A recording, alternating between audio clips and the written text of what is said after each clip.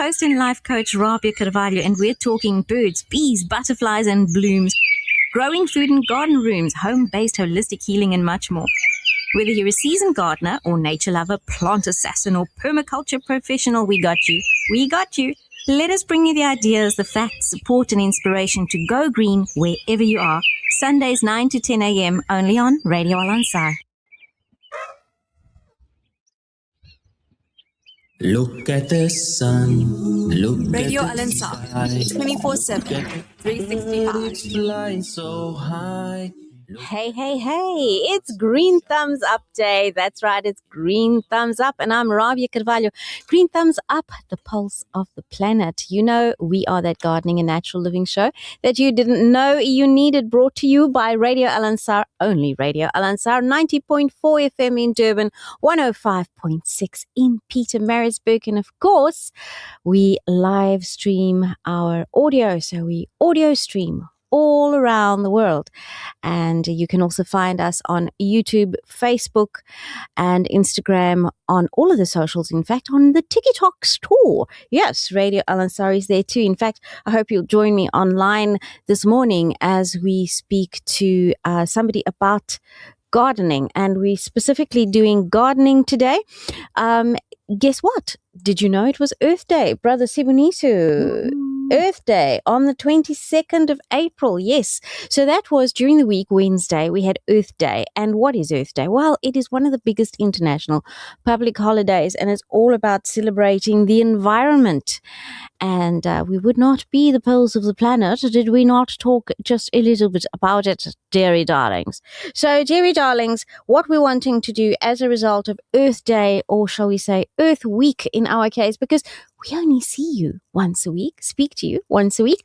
And so we've got to catch up. We've got to catch up because there's lots of things that we should be doing for our planet, which of course is given us in stewardship. It's given us in amana, is the Arabic word for stewardship. The one thing we can do is we can actually try, as far as possible, to use our bicycles and our legs more than we use our cars, or at the very least, carpool, people driving together. Save petrol. And not only that, but we also make sure that we are a little bit more frugal with our carbon footprint, right?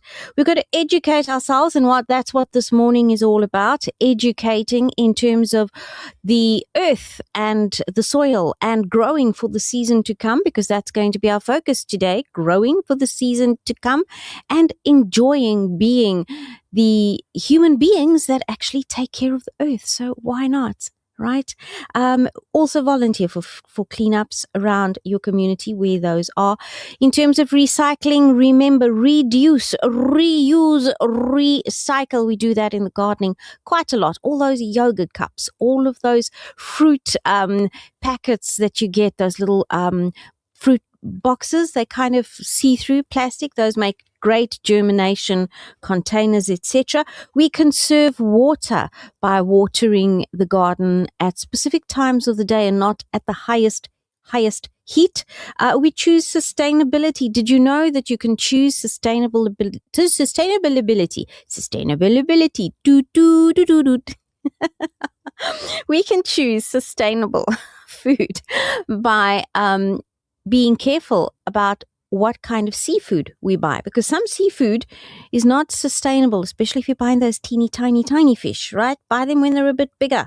Then there's less of a demand for smaller things, and we keep the sea alive. Buy less plastic and use your reusable shopping bags. Change your lights out for energy efficient lights. These are all things that you can do to take better care of your environment. And then, of course, planting trees is one of the things we do. And last of all, don't send chemicals into our waterways. Now, that doesn't mean don't go and dump chemicals in the ocean or in the river, although that's a given. It's the little things, folks. It is the little things that we kind of, we we put into our gardens that are pesticides that we don't know are pesticides, or that we know are pesticides or chemicals, or we're washing things, or we're pouring oil down, servicing our vehicle and pouring the oil in the garden. All of those things are irresponsible ways to take care of the earth. And we want to thank Barkat Jamail, who's already joined us on our StreamYard. And so a shout out there. Shout out to all of you who are joining us. And a quick weather prediction. So today in Durban, we have 26 degrees, folks. 26 degrees, dear darlings. It's still warm. It is still warm. But during the week, it is going to get cooler. So start to get those little blankets out. You can wear a jacket instead of turning on the heater. You can put on a pair of socks instead of turning on the air conditioner. Those are also ways to reduce our carbon footprint. Yes, yes, indeed. Yes, indeed. And then, of course, we've got the weather coming up here in Cape Town. Cape Town. Eish, it's cold there, my bra. It's cold in Cape Town. Sibuniso. Brother Zach would be so happy. It's like 16 degrees, 17 degrees. Today is 16. At the moment, it's actually 15 degrees. And the highest temperature they shall have this week, whippity boppity whoop, is 20 degrees. And that'll be on Thursday. That's as best as you can get it. Joburg, of course, it's kind of, Joburg is the confused sister, isn't she? Yes, she's kind of up and down. She's 16, she's 17, she's 22, she's 23. She doesn't know where she is. And I know, because I used to live in Joburg, that yes, Joburg weather can be completely berserk. 3 different kinds of weathers in the same day. So how do we deal with that when we're talking about gardening?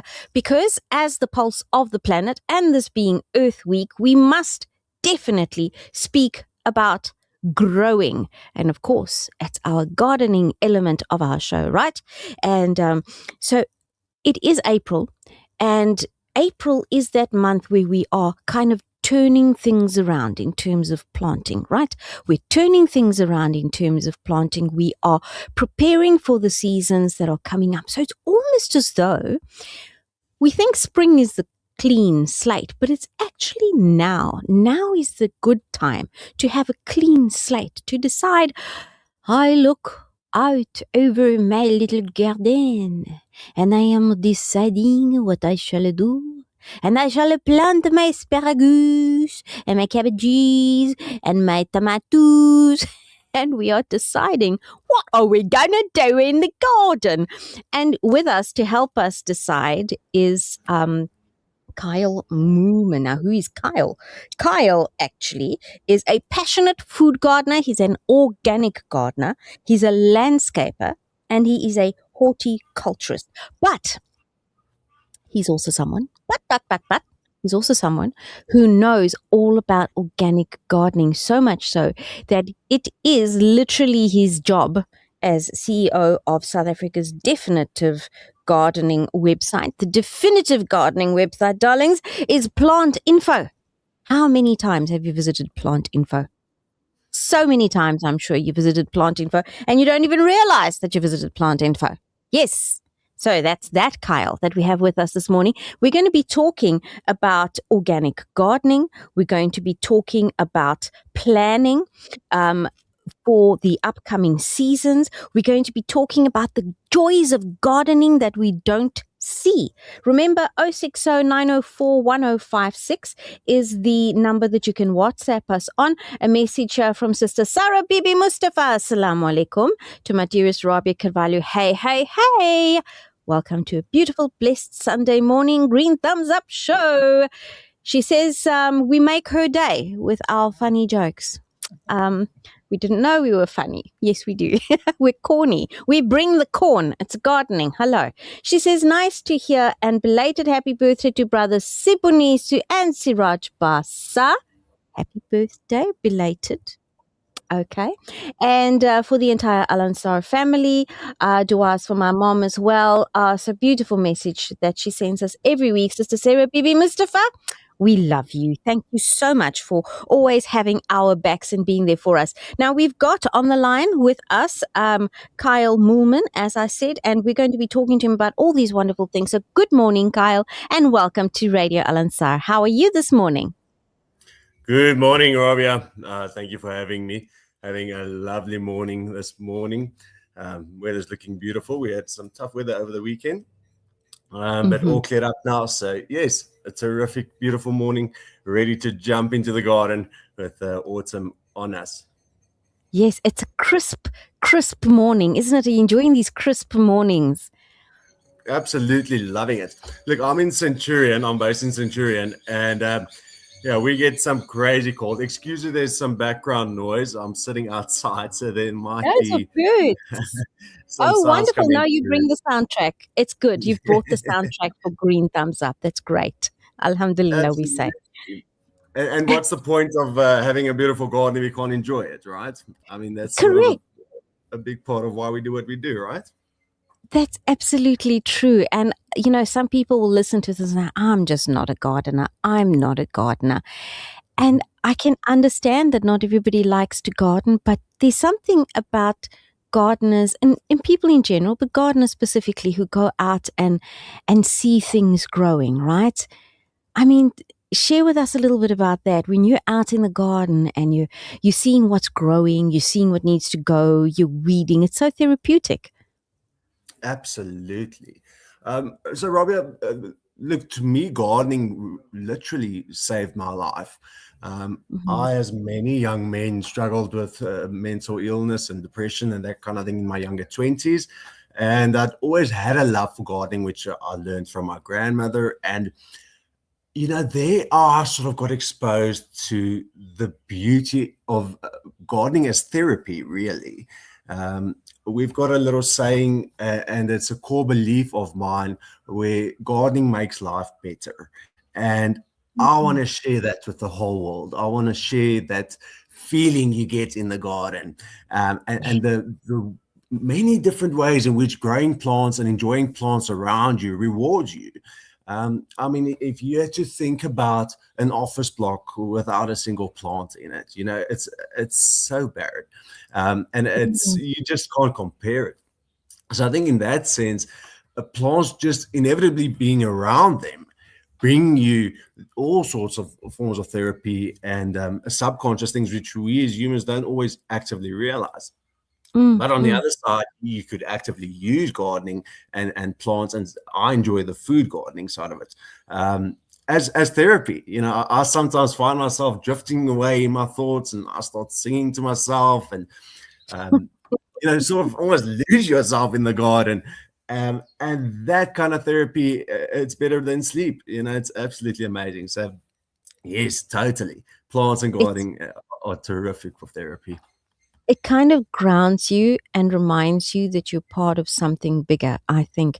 A lot of people go and they're always busy. They've got their work. They go from building to building, cars to home. And when they do go out, it's again to another building. And I often think to myself, we live our lives separated from the planet, separated from the earth that we are on. And it's so important for the children because, if we don't nurture children's ability to connect with the earth, we're going to be nurturing their inability to protect the earth.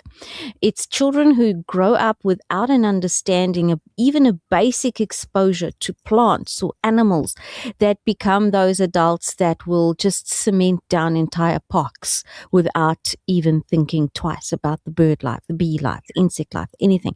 Becomes the kind of adults that rake all the leaves away because the earth must look barren and completely clean, and without understanding that those leaves that are left behind is what makes the earth actually viable. And it's so important for us. And we were talking on the phone yesterday in preparation for the show today, and Kyle told me something interesting because we spoke about how we can connect with plants, and talking to plants has an effect on plants, just like talking to people. It is about energy. It is about frequencies, and these are things that are measured measurable. These are not just hoity-toity woo-woo things. These are measurable on actual machines. Your energy vibrates at different frequencies depending on what you're doing, what you're thinking, what you're feeling, and they can affect the world around you. I mean, you know, Kyle, if you go into a room and people have been arguing, or people kind of feel some kind of way about you, you can feel it in the air, and plants can feel it too. But you were telling me something about plants and frequencies and insects that I thought, oh, you have to share that with everybody, please. Absolutely.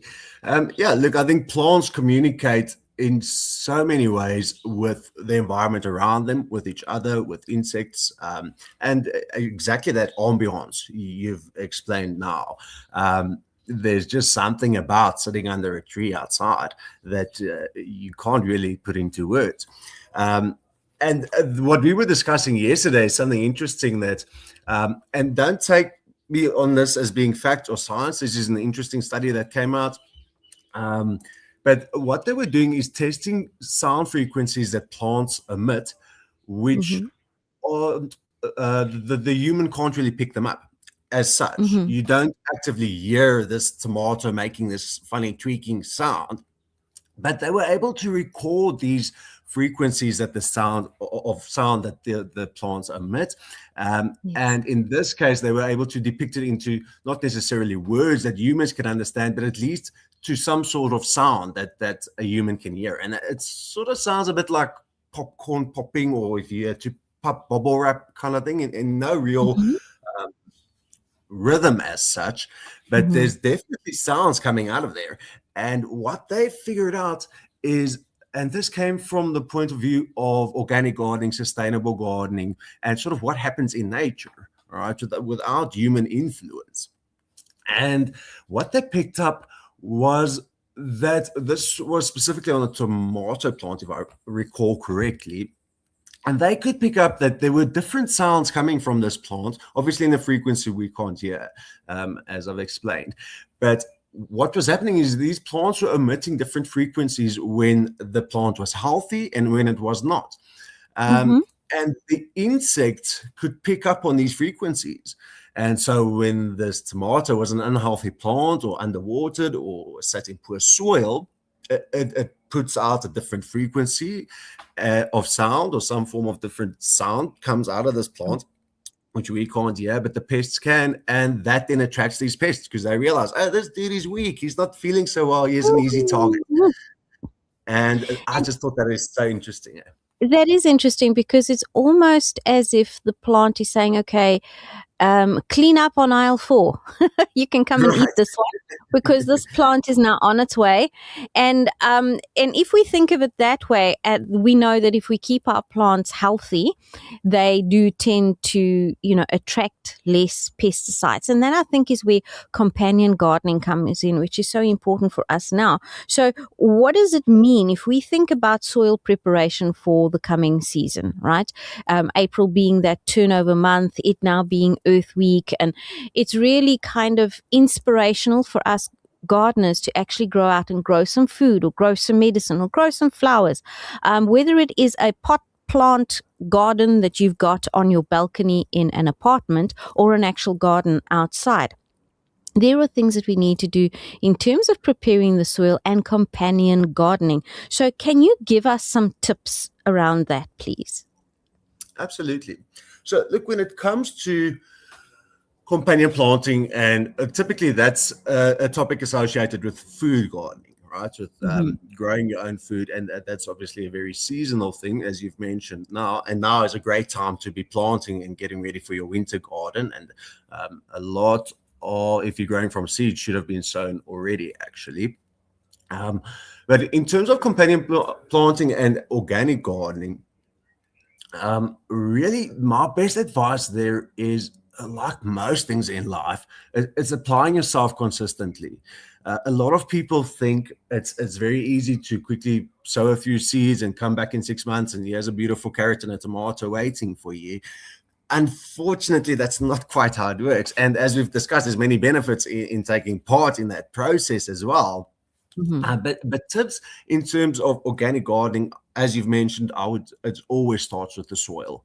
Soil is life. when it comes to plants and healthy plants, and especially growing healthy food, which becomes healthy people. Talborn Organics is a beautiful saying where they say healthy food, healthy people, and it starts with healthy soil. So, top tip, if you want to be growing organically, or if you want to be growing vegetables successfully without all those harmful chemicals, is soil preparation. That's the top choice. And then, obviously, as we've mentioned, with the companion planting, grouping different plants. Mm-hmm. So we say soil preparation, and that's all well and good for those of us who may have an inkling of what it means.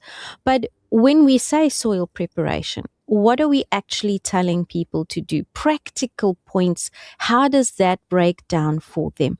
Are we saying dig the soil up, turn it over? Are we saying cut out the beds? Because for some people that might be the extent of their exposure. What are we telling them as tips that they should be doing? So I think if I have to think about it like this, I'd say soil preparation is a process. You're growing your soil as you are your garden. So it's not like you're going to go out on one Saturday and prepare your soil, and now you've got prepared soil for the rest of the year. That's not how it works. It's a continuous process. It's a living ecosystem.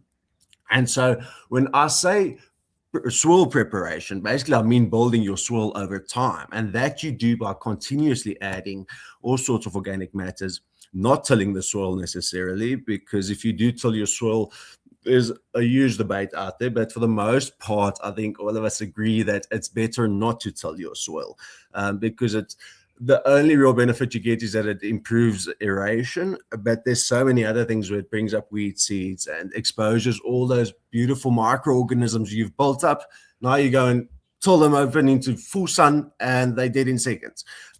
So that's sort of another tip to soil prep, is not to till your soil, constantly introducing organic matter in the form of composts and organic pesticides, or organic fertilizers rather.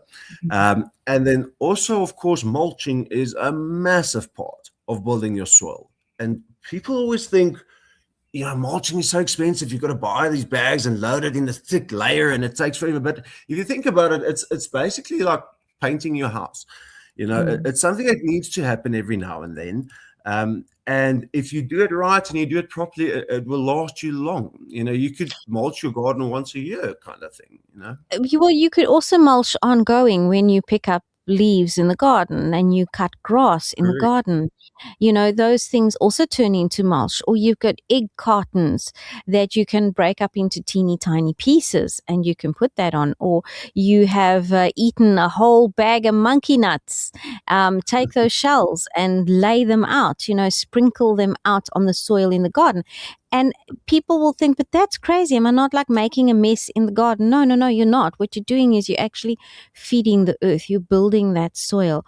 Now, interesting you mentioned about tilling of the soil, because a lot of our gardeners, us who have gardeners, will come in and that's what they want to do. They want to make a bed for you. So they till the soil deep and up come the earthworms and down go the weed seeds.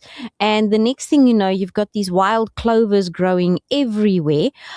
So how far, if you are going to turn the soil slightly just to aerate it, how far should you be going down? Or are we saying don't do it at all, just cut the rows, put your seeds in and be done? I'd say the latter, in my opinion, and in many others, is rather than to till at all, is to mulch with a proper thick layer of either mulch or compost. Literally mulch your garden with a thick bed of compost. It's going to cost you a bit of bucks initially, but it's the best way to go about it. Get in a big truckload of compost and mulch your entire garden with a top layer of compost. And in time, the earthworms will work through that layer of soil, and as the water leaches the nutrients into the soil layer below, this will start building an ecosystem that is really fruitful and will reward you in so many different ways. Because one thing to keep in mind as well is if you're doing this correctly and you're really building a healthy soil ecosystem, it's going to save you so much time and costs in other places in terms of plants being healthy. Now, you're not going to sit with pest problems. You're not going to have all these issues with unhealthy plants and produce, etc. Because you get a quality, healthy environment.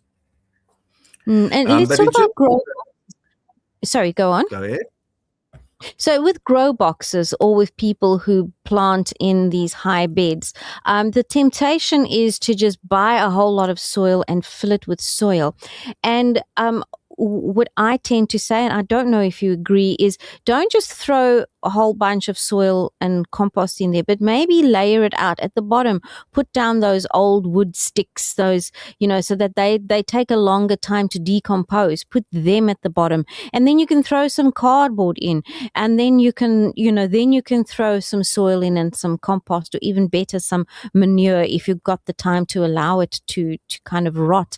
And then if you wanted to, over time, then you can sow, or if you're not going to use manure, then you can just mix your compost in with your soil over that. But a lot of people will just go buy as much potting soil as they need to fill an entire bucket. Look, container gardening is one of the hardest things to do. And the smaller the container, the harder the game gets. All right. But absolutely, I agree with you. Layering is, there's that Huger method, I believe it's called, or something along those lines, where you, exactly as you've mentioned, have different layers you build up, and you start with your larger materials at the bottom and then build up to sort of the finer materials at the top. And a big part of why that works is because it builds I don't want to say artificial, because it's not artificial, but it's a man-made water table that you're building within your container. If you layer these substances in the right order, there's some form of capillary action that takes place there, and it basically builds a water table inside your container. And it forces that water to stay in the container. This should be a bottomless container. We're talking about, so rather a raised bed than a container as such. But absolutely, rather layer it than logging this thing full of garden soil is definitely not a good idea. Yeah, so if you're cutting down branches, you're pruning branches, you are cutting back bushes, even if you're doing that now, if they finished fruiting and now you're wanting to cut back, don't throw those branches away.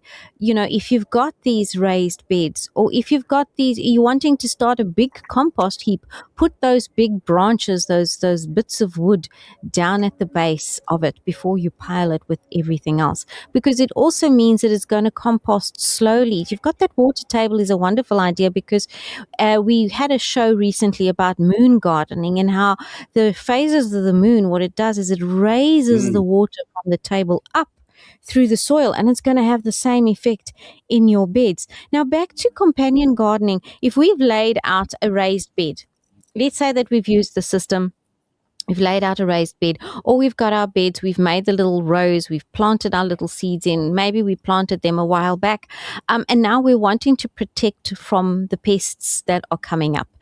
What can we plant that would protect kind of almost any plant? What plants could we introduce, and then others that are friends? Let's break it down a little bit for people. Certainly. So, sorry, I've just moved a bit, so tell me if you hear a bit of an echo. I just had We to can plug hear you, in that's okay. So when it comes to the types of plants you want to be using, as you've mentioned, some plants are better for each other than others, and that's where your companion planting plays a role, and that's specifically the topic we'd be discussing now. Look, you get your beneficial plants, which it works in two different ways. Some plants can act as pest or as trap crops, where you literally plant the plant to attract the pests to that specific plant. And what that then means is the pests attack that plant rather than the rest of your crop. And that could be things like nasturtiums are a beautiful example of those. Beautiful little plant. You can eat the flowers, you can eat the leaves. It's lovely in a salad. They're stunning, and they're always flowering. A beautiful plant to be having in any food garden is nasturtiums, absolutely, as a trap crop. And then the other option is to look at, or an additional thing to be doing when you're companion planting, is to look up which specific crop you want to grow and to compare that with other plants that are associated with that plant, because you get good friends and you get bad friends, right? And some plants improve each other when they grow next to each other, and other plants disappoint each other and have to fight with each other when growing next to each other. So you try and avoid those different combinations. And really what you want to be planting is the best place to start. Well, actually, Yes. what you want to be eating is probably the better place to start. A lot of people end up growing a whole bunch of vegetables that they don't eat, and they just grow them to grow them, which is, I always say, start with what you enjoy eating, and then find out which are the companion plants to be planting alongside those. No, you mentioned nasturtiums, and I love that you can plant nasturtiums and you can actually train them. You'll have to tie them up because they tend to fall over, but you can tie them up against a trellis to create like a boundary wall for your garden if you have a little vegetable patch, which will help for aphids and for flea beetles. But for aphids especially, if you think of what attracts aphids, I mean, cabbages and aphids, they are absolutely something. Aphids are in love with cabbage, I'm convinced. So we can plant our nasturtiums there. Marigolds, these African marigolds, how do you feel about them? Because they're so dirt cheap. They just keep seeding themselves. They're so wonderful to have, but would that be viable to plant like a big hedge of these marigold flowers, like a wide one around the garden, so pests can't get in and they get trapped in those marigolds? Absolutely. Look, a marigold is a very robust, tough little plant, and it stinks like hell. If you had to think of like Afrikaans, we call it a kakibos, is sort of the relative of the marigold, and that's a weed we all know very well as the blackjack. And those things are potent and stink as hell. So they repel a lot of your pests in the garden. And so you would plant. Kakibos is blackjacks. I believe so, yes. Okay. They might be a different species or so, but yeah, I'm pretty sure they're the same thing. Okay, because you know what I heard about kakibos is if you have bed bugs, or if you have little nits and things that kind of crawl up, you buy a new house and they've got old carpets, obviously you're going to pull them out, but until such a time as you do, there's nits and there's all sorts of things. Or even if your pets get fleas and ticks and things, apparently kakibos is incredible for that. So you can actually just cut the kakibos. Obviously if you're using blackjacks, you use it before the blackjacks actually flower, because you don't want those pins in your house, but you can lay them out on large areas to get rid of the little nits that then grow into the things that grow into ticks, those little baby things. They actually run away, they don't like it, or even die off from the oils in the kakibos. And for dogs, you can actually make a wash for your dogs and for your pets, your horses, your cows, your sheep, whatever, as a tick and flea dip using kakibos. And you can cut that down, you fill a bucket with it, pour boiling water over it, let it stand overnight, and that becomes a wonderful water that you can use for pets. And the lovely thing is, not only can you use that for your pets, but you could also use that as a wash for yourself. If you have something like ringworm, kakibos works extremely well. But back to the marigolds. So we've got nasturtiums for our aphids and our flea beetles.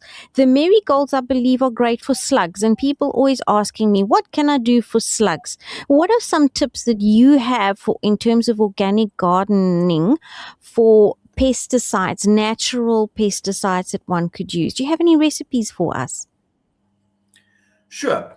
So look, when it comes to this kind of thing, there's hundreds of different home remedies that people believe in, and some work and some don't.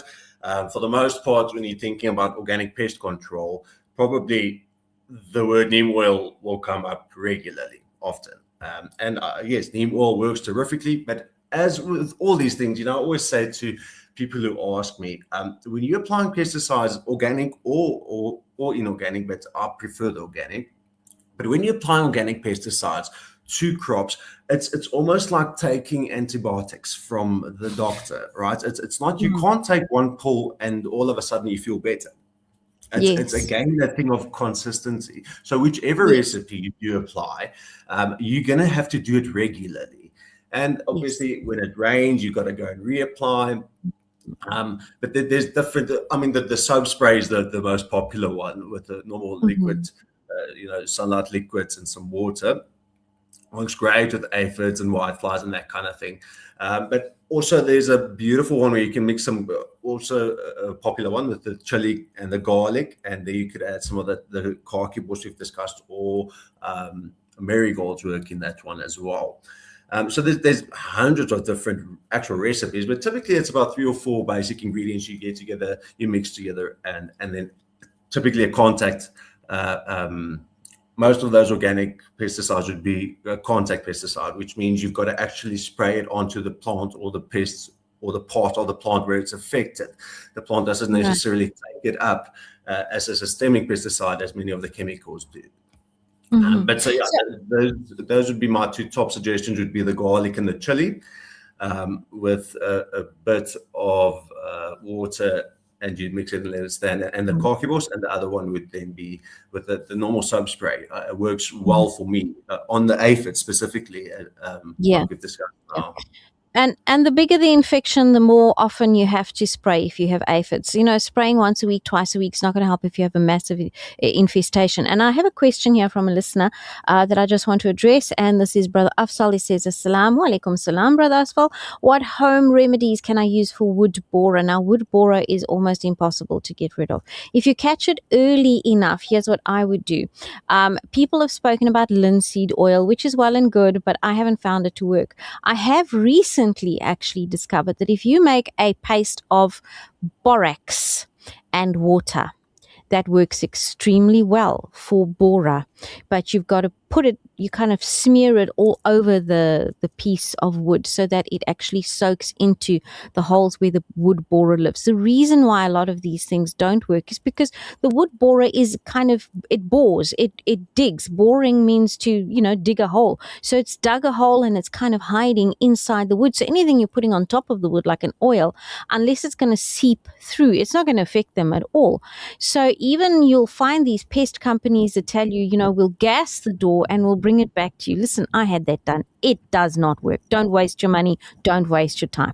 They'll take the door, they'll charge a couple of $1,000, or they'll take the table, or they'll take the whatever, and they'll put it in a room and high pressure gas the thing with some toxic pesticide, bring it back to you. And here's the thing, October to November, that's when you're going to find the borers. And what are they? Those are those flying ants. Folks, if you've got flying ants that come into your house, do yourself a favor, close your windows, close your doors, catch those things, smush them and stick them in the compost. Seriously, because if they find a piece of open wood, you're going to be dealing with a problem. But to answer Brother Afzal's question, yes, linseed oil, you can try, but not really. And then borax is a good idea. Speaking of borax, did you know, Kyle, that borax is a great one also for your roaches and your ants? And there's a difference between your borax and your boric acid. And I go through this in one of my videos on my TikTok account, Life Coach Rabia. If you folks want to go and listen to that, you're welcome.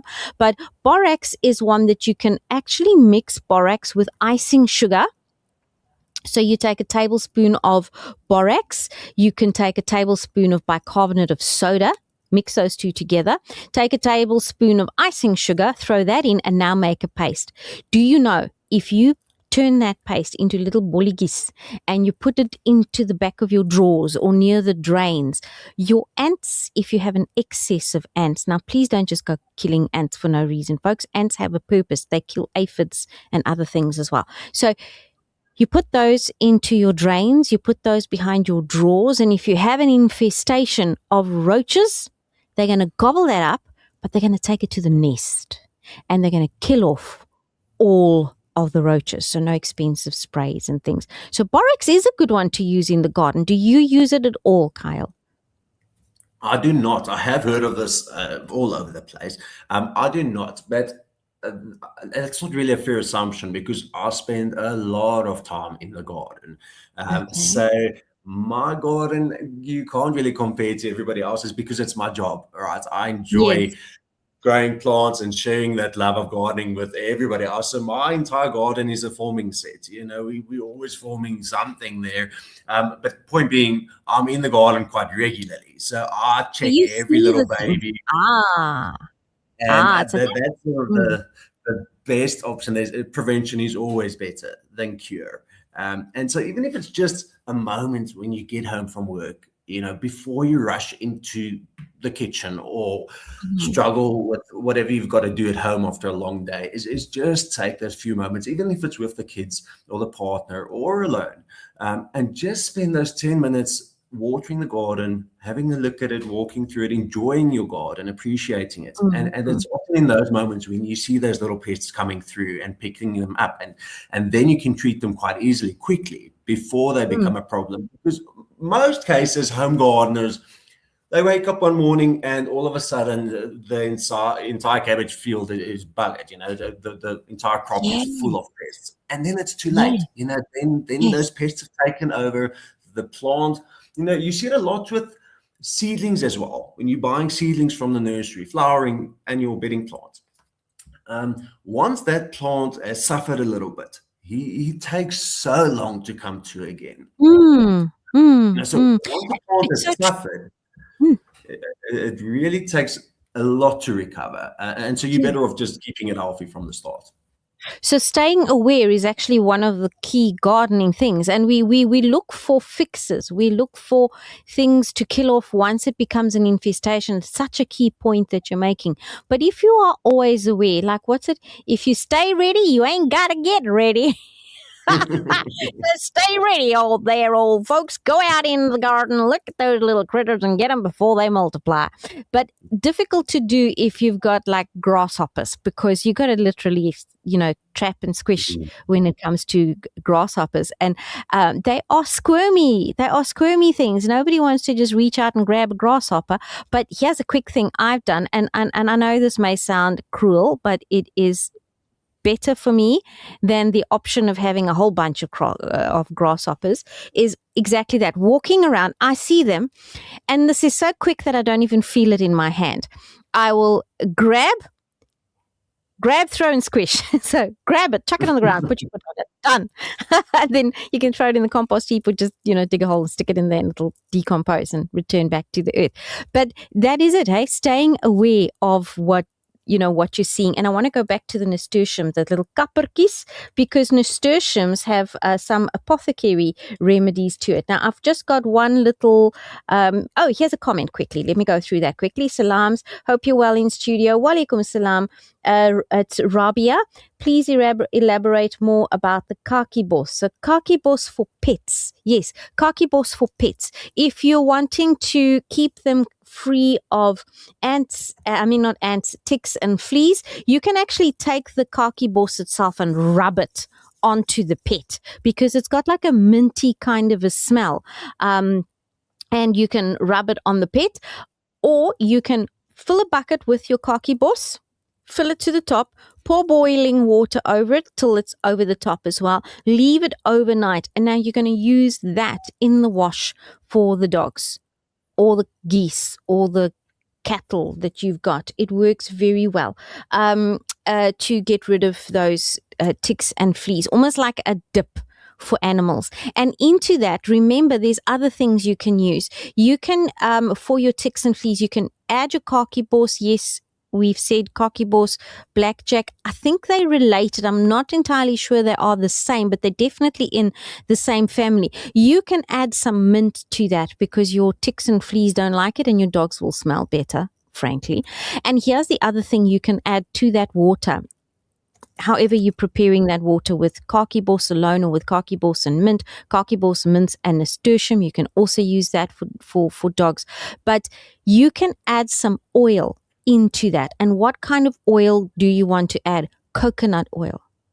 Coconut oil. So if you've got a 5-liter vat of water with the kakibos in it, and it's kind of brewing overnight, and you take out that kakibos, you drain it out, or you use the kakibos to actually massage the dogs to get the thing into the liquid into the dogs as a sponge. Use the kakibos leaves, but you're putting oil into the water. So about 100 mils of coconut oil for every 5 liters. It's going to feed the fur. It's going to feed the skin. And when your dogs and your animals have healthy skin, it actually is one of those deterrents as well, because ticks and fleas enjoy the drier skins that they can easily crack and kind of get into. So that's another way to take care of your animals with your khaki boss. Somebody else has commented, yes, I know about grasshoppers. It was in my mummy's garden in Reservoir Hills. Grasshoppers can go mad. Do you have any remedies for grasshoppers, Kyles? Oh, that is an interesting one. Oh. Mm. I can't say I know. I think what you've suggested, the physical removal is probably going to be your best option. You might get some systemic insecticides which you could feed, but now that's the challenge when it comes to food gardening, right? We want to eat this stuff, so we can't pump it for poison. I've thought of something. Sorry, Kyle, I've thought of something, and that is the neem oil spray, because the neem oil is toxic to your grasshoppers as well, and it is safe for your plants, so it's going to be an antifungal as well. So my recipe for the neem oil is your 2 liters of water, your 2 tablespoons of neem oil, and your 2 tablespoons of your Sunlight dishwash liquid or any other dishwash liquid. But here's the trick. You've got to put it into a see-through container, and you've got to give that water a good shake. Okay, if you pardon me, I got that wrong. It's 2 liters of water, 1 tablespoon, or 5 liters of water with 2 tablespoons, 2 tablespoons. Now you shake the water out, set it down, and immediately start counting. 1, 2, 3. If you get to 10 and the oil has risen to the surface, you need more soap, because it's not properly emulsified, and the oil and the soap is not going to mix together to coat the respiratory organs of your grasshoppers and other soft-bodied animals, insects, right? And that works for your beetles, your bugs, your giant caterpillars. It works for your aphids. It works for fungi. Neem oil is one of those things. Now you may say, Rabia, I can't find neem oil anywhere. What am I going to use if I cannot find neem oil? If you can't find neem oil, you can actually use your oil that you've cooked with. So your cooking oil that you've used, don't use excessive amounts, because it's going to make your veg taste funky if you're using this very often, right? But it's not a lot. If you take that 5 liters of water, those 2 tablespoons, and you're mixing it with the soap, it works very, very, very well to coat. So can you try that on your grasshoppers, and you can let us know? Yeah, I think in the photo or video, it could be awesome to see if that actually works. But I think neem oil is one of those stronger ones in all sorts of pets, as you've mentioned. And I think that the garlic and chili spray could work there as well. Yes. How do you make your garlic and chili spray? So typically, I just go by feel. So I'll grab a bit of garlic, grab a bit of chilies, mix it into a liter of water or so. And I try and mash it up a bit, break it down a bit, sometimes even in the blender.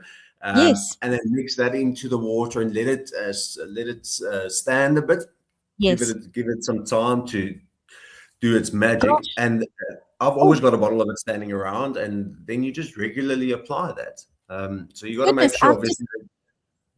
Yes. So sorry, Kyle, to interrupt you, but I just see that it's 10 o'clock. It's the top of the hour. It's time for the news. Our show is done. My goodness, my hat in a basket of broken eggs. Kyle, please give us your social media handles or contact details if folks want to get hold of you. Absolutely. So we're plantinfo.co.za is the gardening website. Free gardening website. Anything you want to know about plants or gardening, you're welcome to go have a look out there. We've also got a little AI bot there that will suggest South African gardening content for you. And plantinfo.co.za, you can look up on all your socials. Absolutely. Fantastic. Plant Info.